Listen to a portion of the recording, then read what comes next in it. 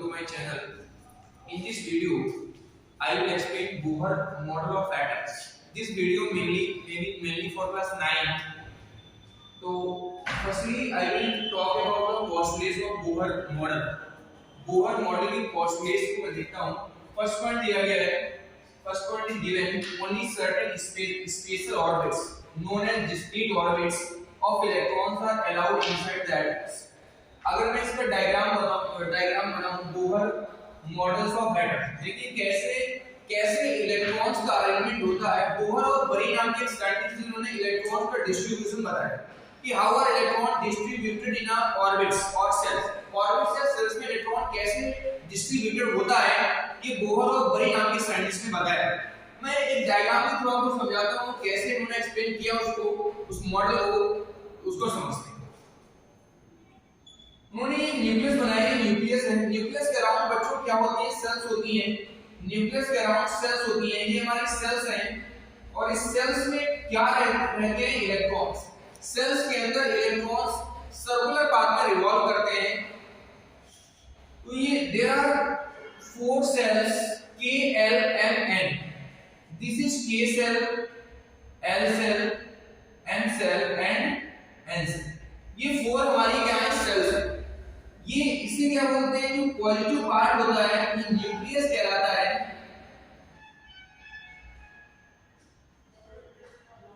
Nucleus, positive part को nucleus कहते हैं.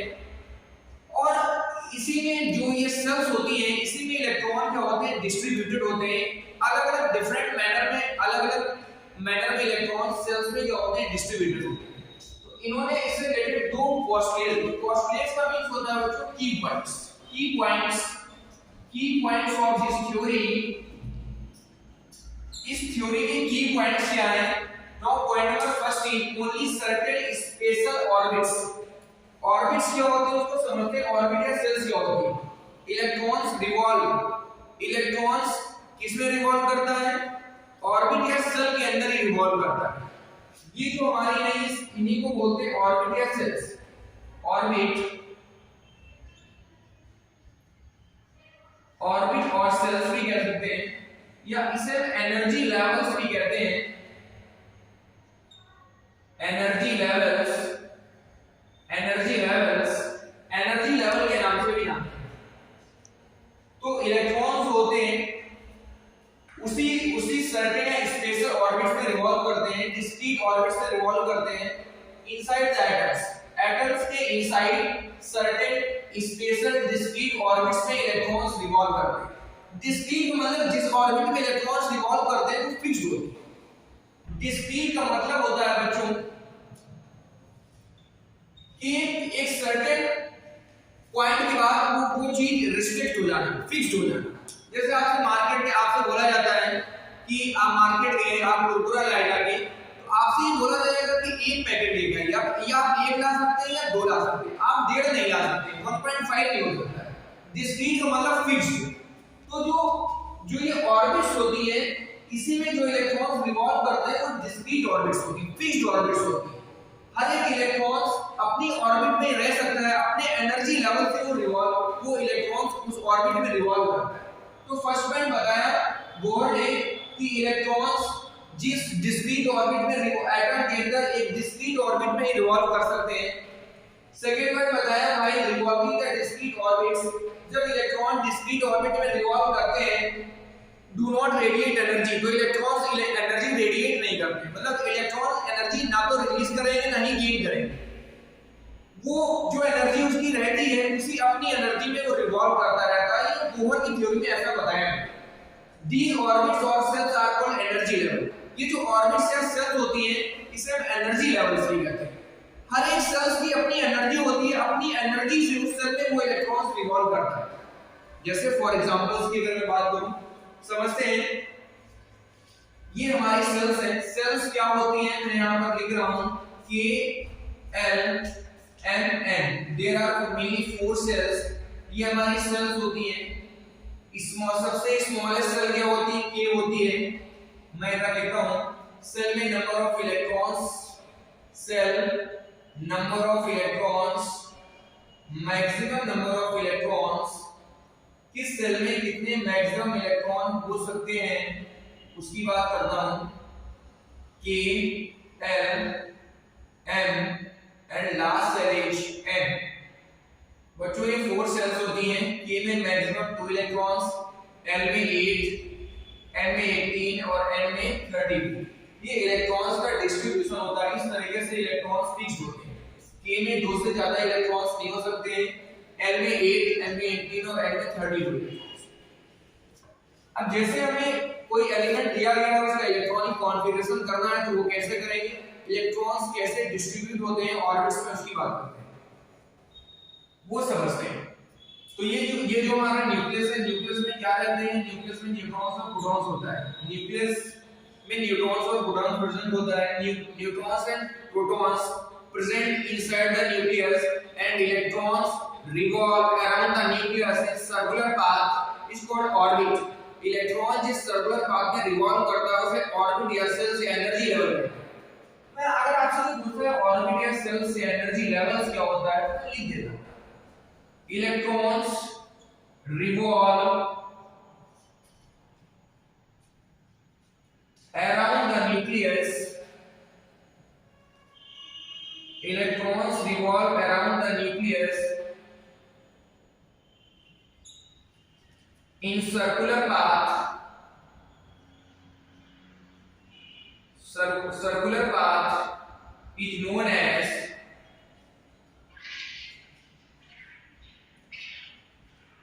as orbit or cells।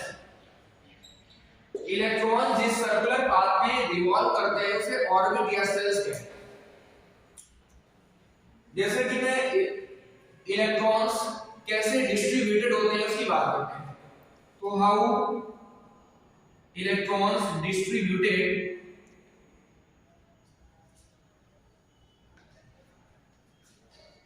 in orbit or cells, how electron distributed in orbit or cells। now point number first, according to Bohr and Bury, Bohr और बरी के according इन्होंने बताया कि electrons होते हैं maximum number of electrons in orbit or shells is equal to 2n square. Maximum number of electrons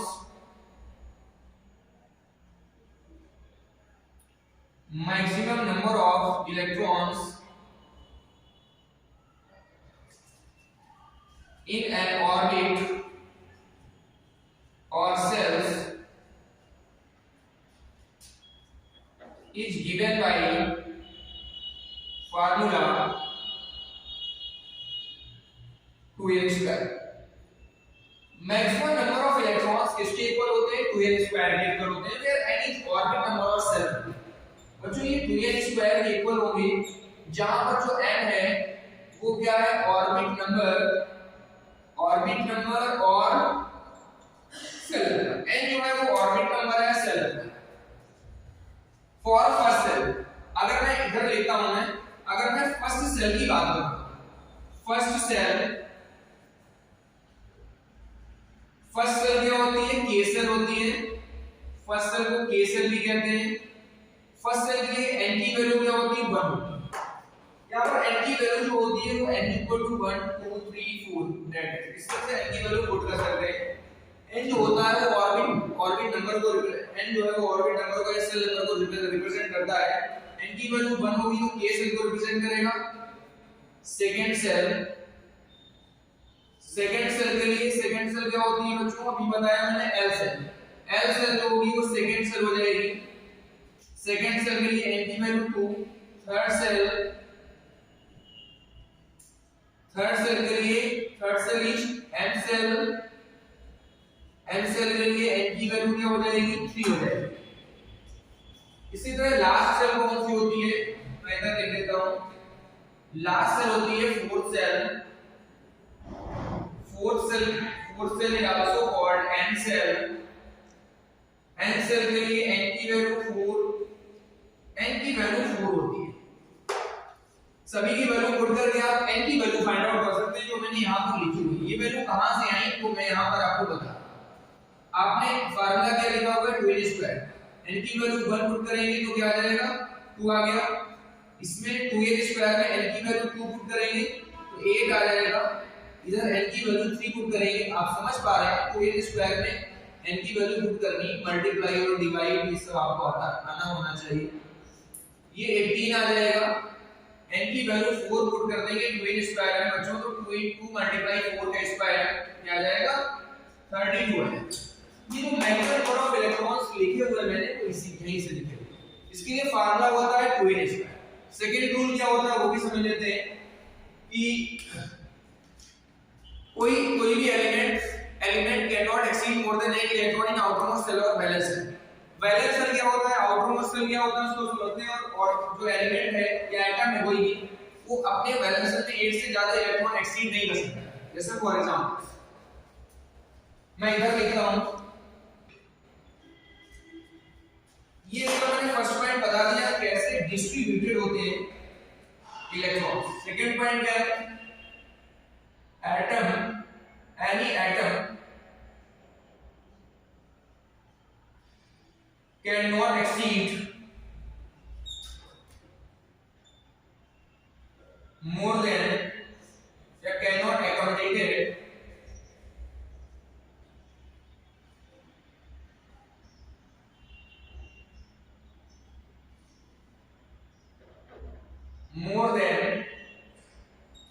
more than 8 electrons in valence shell। 8 से ज्यादा इलेक्ट्रॉन्स की वैलेंस शेल में कभी भी पॉसिबल नहीं है, 8 से ज्यादा इलेक्ट्रॉन नहीं हो सकते। अब मैं इलेक्ट्रॉनिक कॉन्फ़िगरेशन लिख रहा हूं, कुछ वो समझते हैं। इलेक्ट्रॉनिक कॉन्फ़िगरेशन समझते हैं। मैं इधर इलेक्ट्रॉनिक कॉन्फ़िगरेशन लिख रहा हूं। जैसे आपको एलिमेंट दिया गया है, मान लीजिए हाइड्रोजन। हाइड्रोजन का एटॉमिक नंबर 1 होता है। बच्चों किसी भी एलिमेंट जो दिया जाता है उसका एटॉमिक नंबर उसके नीचे साइड शो किया जाता है। मैंने शो किया है, आप देख पा रहे हैं। इस हाइड्रोजन का एटॉमिक नंबर यहां पर शो करते हैं। अगर आपसे मास नंबर शो करने के लिए बोलेगा तो आप बताएंगे मास नंबर इस एलिमेंट के जस्ट ऊपर शो किया जाता है। बात समझ पा रहे होंगे आप। अगर कोई भी पॉइंट आपको समझ में नहीं आता है तो आप मुझे कमेंट बॉक्स में बताइए, मैं आपके सॉल्यूशन का आंसर दूंगा वीडियो के थ्रू। इसको सेलों में डिवाइड करते हैं। फर्स्ट सेल में कितने इलेक्ट्रॉन्स, फर्स्ट सेल में मैक्सिमम 2 हो सकते हैं। हमारे पास तो एक ही है तो डिवाइड कर दिया, क्या आ जाएगा 1 आ जाएगा। हीलियम का सिंबल क्या होता है He, एटॉमिक नंबर 2। कैसे डिस्ट्रीब्यूट करेंगे सेलों में, देखिए 2 आ जाएगा। फर्स्ट सेल में मैक्सिमम कितने इलेक्ट्रॉन हो सकते हैं, 2 हो सकते हैं, तो 2 आ गया। अब लिथियम का एटॉमिक नंबर 3। लिथियम का इलेक्ट्रॉनिक कॉन्फ़िगरेशन करेंगे। इलेक्ट्रॉनिक कॉन्फ़िगरेशन इसको ये मैं लिख रहा हूं, इसे इलेक्ट्रॉनिक कॉन्फ़िगरेशन के नाम से जानते हैं। What is electronic configuration? Distribution of electron into a shells is called electronic configuration. कैसे इलेक्ट्रॉन सेल में डिस्ट्रीब्यूटेड होते हैं उसे इलेक्ट्रॉनिक कॉन्फ़िगरेशन कहते हैं। लिथियम के एटॉमिक नंबर 3 गिवन है, इसे डिवाइड करेंगे क्या आ जाएगा 2 को 2 पर। बच्चों हम डायरेक्ट 3 नहीं लिख सकते हैं क्योंकि K सेल में मैक्सिमम 2 इलेक्ट्रॉन हो सकते हैं। After completion of K shell then electrons enter another cell is called L cell। L cell accommodated maximum 8 electrons, इसलिए 2 से इलेक्ट्रॉन्स किस में एंटर करेगा, सेकंड सेल में एंटर करेगा। इसे K सेल बोलेंगे और इसे क्या बोलेंगे, L सेल बोलेंगे। आप बात समझ पा रहे होंगे। जैसे फॉर एग्जांपल आपकी क्लास, आपके स्कूल में 2 सेक्शन है A और B।